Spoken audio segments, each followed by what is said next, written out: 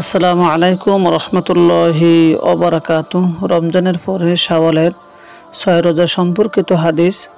আন আবু আইয়ুব আনসারী রাদিয়াল্লাহু আনহু আন্নাহু হাদ্দাসাহু আন্না রাসূলুল্লাহি সাল্লাল্লাহু আলাইহি ওয়াসাল্লাম ক্বালা মান সামা রমাদান সুম্মা আতবাহু সিত্তাম মিন শাওয়ালিন কানা কাসিয়ামুদ দাহারি। আবু আইয়ুব আনসারী রাদিয়াল্লাহু থেকে বর্ণিত, তিনি বললেন, রাসূল করিম সাল্লাল্লাহু আলাইহি ওয়াসাল্লাম ইরশাদ করেছেন, যে ব্যক্তি রমজান মাসে রোজা রাখে, এরপর শাওয়াল মাসে আরও 6টি নফল রোজা রাখে, সে সারা বছর রোজা পালনকারীর ন্যায় সওয়াব পাবে।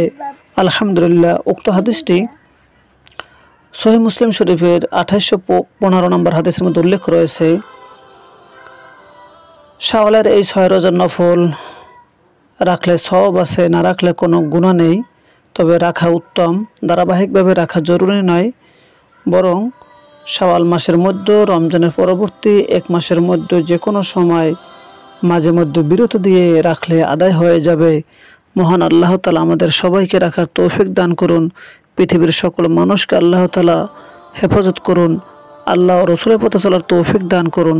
আমিন। আসসালামু আলাইকুম ওয়া রাহমাতুল্লাহি ওয়া বারাকাতুহু।